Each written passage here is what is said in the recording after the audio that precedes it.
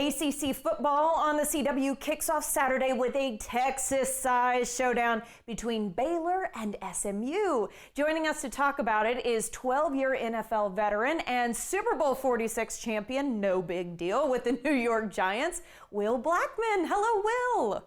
Hey, what's happening? How are you doing? I'm doing really well, and we're happy to have you this morning. What can viewers expect to see from this matchup, Will? Yeah, I mean, you led off with the perfect word is Texas size, which means massive, which means I expect a lot of points. The for the bettors out there, the excuse me, I think the over is like 65 points, and so I'm thinking something maybe even north of that. You're looking at, let's start with Baylor. They have a really high-powered offense. Quarterback Sawyer Robertson, despite losing against Auburn, he had over 400 yards passing, 3 TDs, no interception. So was able to get some production there. I mean, not just some, but a ton. And they have that spread offense where they're able to just toss the ball all around the field. And then you look at SMU, where at home recently they've been averaging over 45 points at home. And so you're going to have two offenses that are high powered. It's right now I checked the temperature and it's about 100 degrees in Dallas already. So I got to pack accordingly. And I will say to the defenses, make sure they hydrate accordingly because it's going to be a fast paced game. I was actually at Baylor versus Auburn this last weekend because my husband went to Auburn, and I will say I was pretty impressed with how Baylor played, so I agree with you. I think this is going to be a really interesting matchup. I want to know what storylines in the ACC you're also keeping a close eye on this season. Yeah, I would say the biggest storyline is like who's gonna take over and be champion. I think like right now everyone picked Clemson preseason to be the winner, but I just feel like anyone can rise up. SMU came in last year and immediately, made a huge impact, entering the conference, and then just teams making, decisions. I don't want to say for agency, but via transfer portal and really try to beef up what they're doing. Florida State had issues last year at quarterback, and ironically at Boston College did too. But the kid Tommy Castellanos goes to Florida State. He made some preseason noise saying that Alabama is not the same without Saban, and able to back it up with a huge win versus Alabama. And then you have Miami getting it done against Notre Dame, who just last year competed for a title. And then Clemson, they had a tough loss versus out of conference opponent. LSU, and then obviously the biggest storyline was Belichick.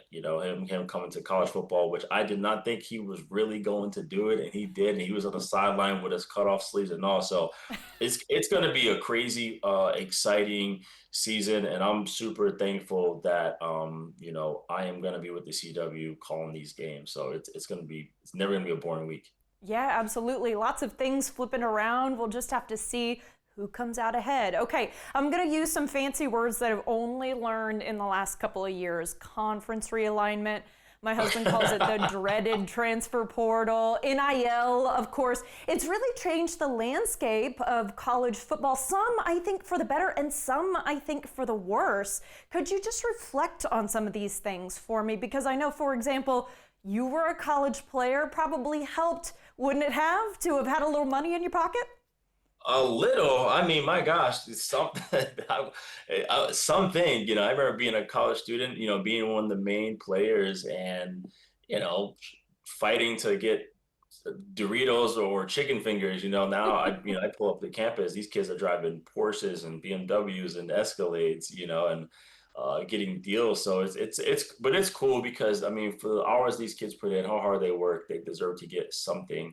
Yeah. It's just, the tough thing is you have these schools where it's like, hey, if you don't have the right people in your corner financially, then it's hard to compete. And then for conference realignment, these networks are linking up with these conferences and getting $billion deals. And so these schools, if they have an opportunity to go ahead and do it, by all means, like, go do it. And that's what you see going on. So, it's a money thing. And, it's a matter of teams and schools adjusting. And then, the traditional fans, eventually that's just going to be the way it is. They're going to have to adjust to that as well. Yeah. Do you see, Will, I don't want to call it an opportunity, but the possibility that we might create an above class and a below class when it comes to football, just because we're purely based on donors' ability to fund these students who are now asking for big dollars. Yeah, I mean, you might even see franchises. You might even see owners end up getting their own teams. And I mean, there's been talks about them forming their own league, what have you, where it ends up being like a minor league, an amateur league type of deal. So, I mean, anything, this constant conversations is ever changing, and that's what you've been seeing. That's why we are where we are now. So you just never know. But it's at the end of the day, football's still going to be football, still going to be played, and it's still the game we all love. Still going to be crazy watchable. It seems like they're starting to get us every day of the week, and it helps to have someone like you who's so plugged in.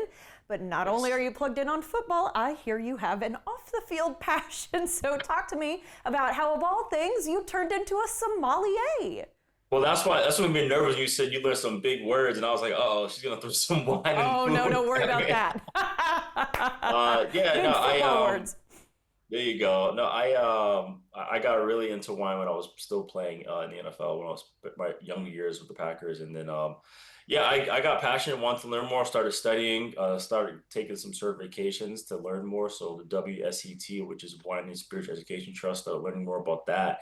And I ended up taking level 2. Past that, I took level 3, and then I did the other school is the Quarter Master Sommelier, which is like you know those guys who are trained to be the master sommeliers or the ones that actually work at restaurants. They usually go through this school as well. And I took the intro and certified, and then I went to Sonoma State and took the wine business certification. So I really wanted to learn and get really my hands dirty because I'm like I want to get into this space. I didn't want to just be another former pro athlete who's just out there putting his name on stuff. Like I'm actually doing the work. So I started my own company called the Wine MVP, which is Wine Concierge Company, where we do private tastings, dinners, events, trips, like you name it. And then I just recently launched my own wine called Blackman Cellars. Oh, would you look at that? Yeah, it's a red blend from Napa Valley. You go to blackmancellars.com, $70. That's a great deal for Napa grapes. It is. I've been to Napa in the last few years. I can say that is a really good deal. You know what I'm saying? Yeah, that is a good deal there for what you're getting. You got Cabernet Franc, Cabernet Sauvignon, Petit Verdot, Malbec, Rutherford, and Coombsville grapes. So yeah, I'm super excited about it. I've been wanting to do this for years, and I was finally able to get a cool person to work with to help me. That sounds amazing. Well, congratulations. Yeah. And by the way, double congratulations, because I know level 3 is basically impossible to arrive at. They're all impossible. They're all impossible. This is the hardest thing I ever done. Yeah, I'd rather go against Tom Brady and study for these tests. Oh my goodness, the football stuff was a piece of cake in comparison. Well, then big congratulations to you. Of course, thank you so much for your time. And hey, I can't wait to try that red. Thank you so much. Awesome. Thank you. I appreciate you. All right, guys, catch the game between the Bears and the Mustangs Saturday at 11 a.m. on CW Austin. And stay right there to see Fresno State versus Oregon State, NASCAR from St. Louis, and San Diego State versus Washington State at 9 p.m.